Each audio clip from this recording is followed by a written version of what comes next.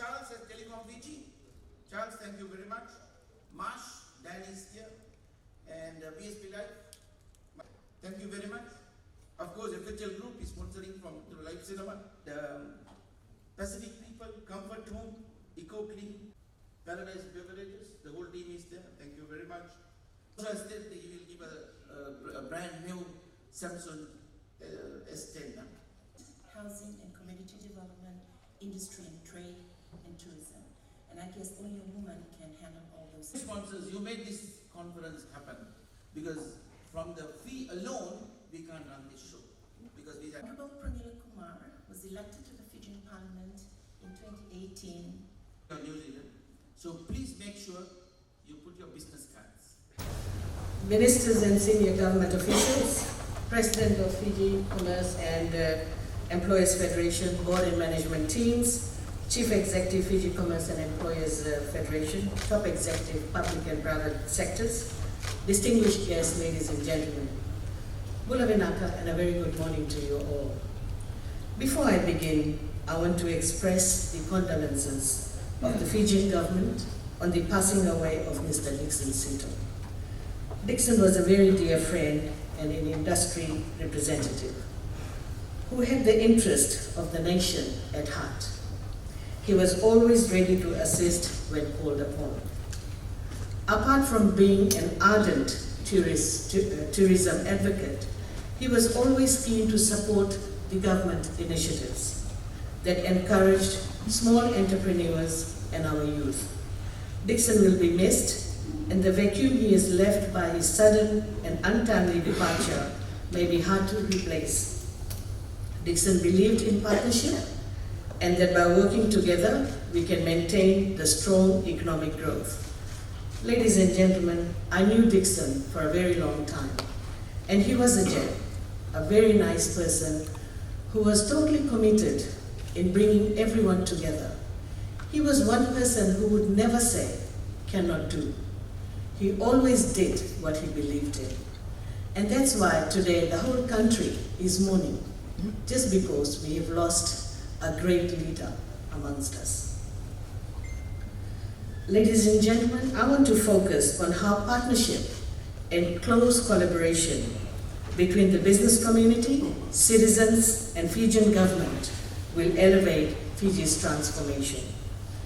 We have to ensure that the overall national vision of transforming Fiji is set out in 5-year and 10-year development plans encompasses the business perspective of transforming Fiji.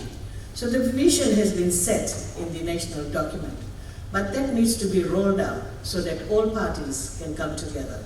Whether it's the business community, whether it's the government or what we call the private sector, or even the people, the citizens of this country, we all need to understand what the vision is, and only then we can take this country forward. And I want to reiterate that the private sector, public sector, and the population at large must understand that vision. It is only through this shared vision that we will be able to continue growth for the benefit of all Fijians. Ladies and gentlemen, transformation cannot be done with the use of new technology or through digital innovation. We need a transformation of mindset, transformation of attitude, and transformation of processes and practices. As we embrace digital innovation, we need to think big and make changes to the way we do things, because the demand are many. We have the millennials who are innovative, they are the innovators, they are the creators, they are demanding things. They always ask, why? Why are we doing this? Why are we doing that? They are an educated group. So they are putting pressure on the government that this is how things should be done. Gone are the days when people were not that educated. We didn't have the technology. We could do whatever we could through paper and pen and push things around. But time has changed.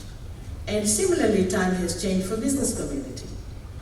Gone are the days where you would open your shop from 8 to 4 o'clock, sit in the shop and wait for your customers. Consumer behavior has changed. They are demanding 24-hour service. And if you are not able to change with time, you'll be sitting in your shop and you'll be losing out your business.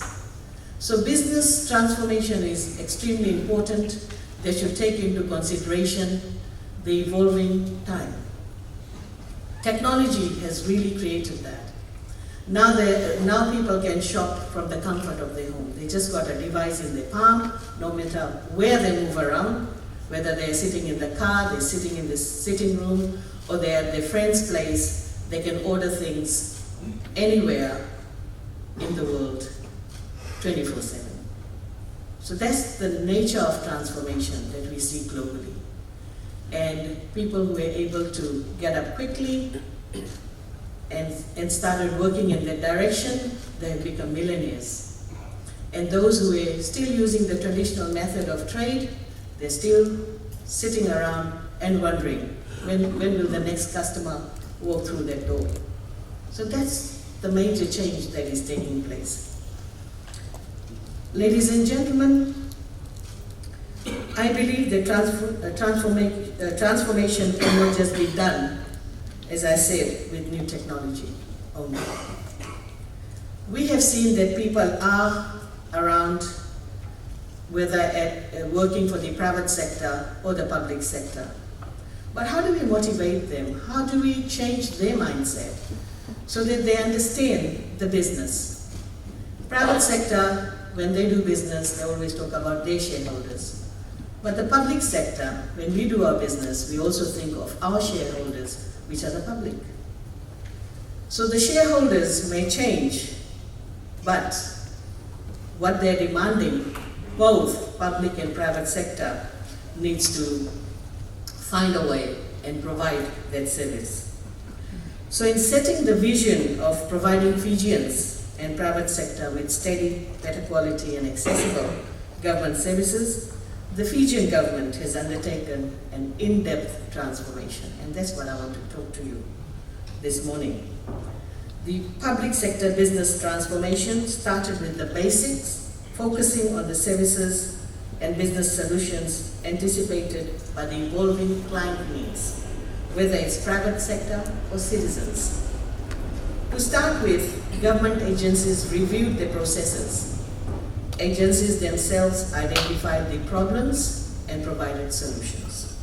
Redesigned processes were developed, which was followed by redesigning of forms. Today, we have key services online. All of you present here and prospective investors can now very easily reserve a business name and register their companies online. You can get information on starting a business and obtaining construction permits at one spot. We call it Biz Fiji.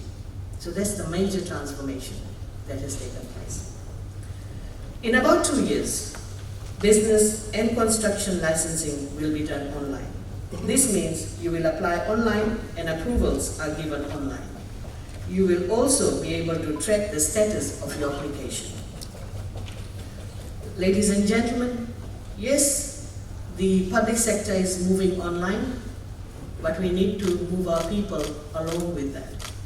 Our civil servants, they need to move with the transformations that's taking place. We can have all the technologies in the world, but technologies will only function if people behind that technology make the technology function the way we want it. And if people, that is our workforce, are not with us, we will fail. And therefore, we need to bring about more changes in our workforce. And by doing that, we'll be able to get things done in a much better way. I recall when the Digital Fiji mobile application was launched last year, Honorable Prime Minister stated that Fiji was on its way to transforming how Fijians engaged with each other and with the government. Fijians now have services such as birth registration in the palms of their hands. They do not have to stand in long queues to access services. They can simply register online and confirm an appointment time to pick up their certificates. Ladies and gentlemen, things are changing. The Fijian government genuinely believes that the private sector is the engine of growth.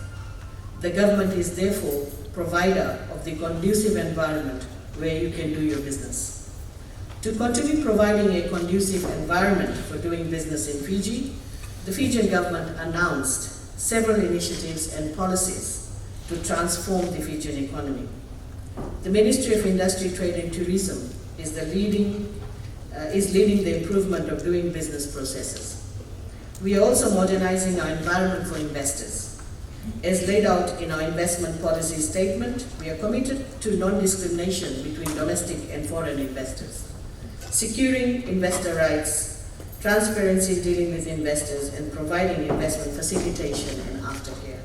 This is one area where major reform is required, and we are embarking onto that because the Foreign Investment Act is quite outdated, while things have, when we look at the other countries globally, they have moved on, and we are still stuck with our old traditional investment legislation, which is not really conducive.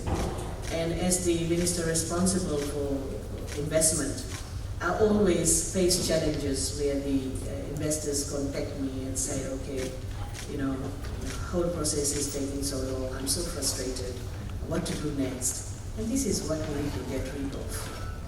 Because if we don't, then we'll be left behind.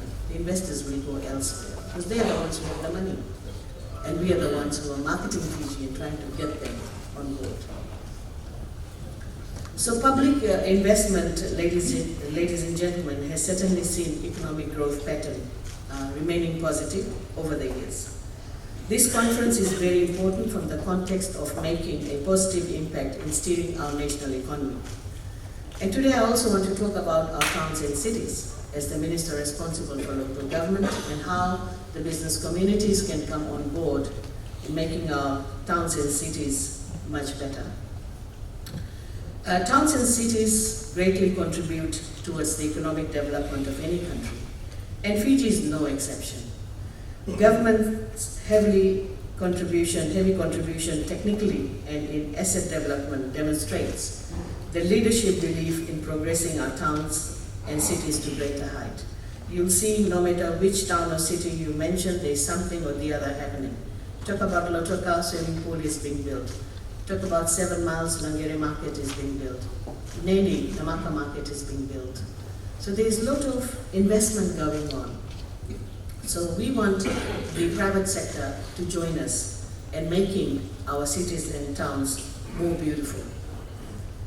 Government, parallel to progressing the redevelopment of existing towns and cities under urban renewal program, is also in the process of developing the satellite towns, which is very much needed in remote areas or in maritime zone.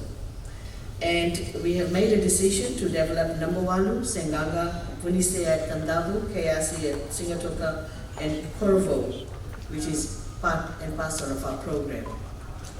If we develop Nambawalu, I just visited Nambawalu a few days back, and what I realized that about 1,000 passengers, they get off and they get on the ship every day. And when they get out of the ship, there is no place for them to wait. There is nothing actually in that town. Absolutely nothing. So when it rains, can you imagine where they would be hiding or protecting themselves? Not even a better eatery place. So there is, the work has already commenced. The development has started. The contractors are on the site. But what we need to do is develop the terminal where passengers can sit comfortably and get on the ship. So this is the shift we would like to see, and with the help of the private sector, we'll be able to achieve that. So I strongly believe in this private-public partnership, and I believe that private-public partnership in urban development will definitely encourage us to do things in a much better and in a much proactive way, so that we can create our towns and cities that are vibrant, that are alive, and that are bustling. I know most of our towns and cities are dead after 8 o'clock. People have gone home probably sleeping. we need to awake them, bring them into towns and cities so that they can enjoy our beautiful towns and cities. And as a minister responsible, I know there's a lot to be done in that area. And one of the main things that I intend to do is, first of all, appointing the special administrators. And that will be done in the month of August just because of the financial aspect as the new financial year starts in the month of August. So we will be having a team of special administrators to look after our towns and cities, and I hope with the team of administrators and the CEOs, newly appointed CEOs, that we will change the mindset that is required within the municipality. I mean, I know most of you have used municipality for the services, and it's tough when you go to the municipal councils and you want to get the job done, and that's what we need to change. Now, some of the key areas where contribution of the private sector is important, and I want to highlight that. This includes beautifying and keeping our towns and cities clean. The Fijian government is contributing heavily in urban infrastructure, such as footpaths and roads, including sports fields. The private sector's support in this area is crucial, as it ensures that buildings are upgraded and well maintained. In this regard, government has announced tax concession for upgrading of commercial buildings. We often hear the private sector saying, the government should do this, the government should do that. Now I'm challenging the private sector, you should do the same. How about you maintain your own building in the towns and cities? Most buildings are in such a deplorable state. If you look at it, it's so untidy. It needs fresh paint. It needs to be tidied up. And for that reason, again, the government has come on board and they're providing tax concession. And I'm encouraging business communities to please grab that opportunity and tidy up the buildings if you own them. Also, we're encouraging the private sector to promote nightlife. We are expecting, or we are asking the private sector to please look at the window dressing and shop veranda. If you look at the window dressing, it's done so shabbily, and at night there's hardly any lights on. Right? So it's completely dark. So I encourage you to please focus on the window dressing as we used to do previously in yesteryears. And also turn on a light so that there is light in the city and towns. Business networking is another area where contribution from the private sector is important. The spirit to collectively work commercially to improve a town's life needs to be looked into by town and city entrepreneurs. I believe that the Fiji Commerce and Employees Federation has the ability and leverage to drive new strategic dimensions in strengthening business networking at all 13 established towns and centers. Another area where my ministry, that is Ministry for Local Government, is going to work towards is micro and small business, particularly the business licensing fee. It's so unfair that micro businesses pay the same business licensing fee as large businesses. We need to get that right, and I will be making some announcement come January next year where some of these fees and charges, particularly for micro and small businesses, will be taken off. So coming back to today's event, I wish to emphasize that partnership, dialogue and commitment are crucial for the transformation and sustainable long-term growth of the Fijian economy. We need to work together to do this. I wish to reiterate that the Fijian government alone cannot transform Fiji. We need the commitment and ownership of the policies and reforms from the people of Fiji, especially the business community. The business community must be ready to take on the new way on which the government is doing business and contribute to the process of improvement, and not just be an uninterested bystander. That let them do it, that's okay, but sit at the back and start criticizing. I would like to see positive criticism where we can make good changes, good for you and good for the public. So I look forward to TOPEX discussing ways in which we can further enhance the successful collaboration between the business community and the Fijian government. With those words, I wish you well in your discussions and deliberations, and it gives me great pleasure to officially open the 2019 Top Executive Conference. Thank you very much, Benato Bakalebu and Daniela. What our Honourable Minister said, partnership, collaboration, commitment, dialogue, that's what we're all here for. So thank you for pointing that out. Important, so we wanna practice that. Thank you. Embracing changing times, transformation again. So stakeholders, we need to work with government. Thank you very much once again, and provide the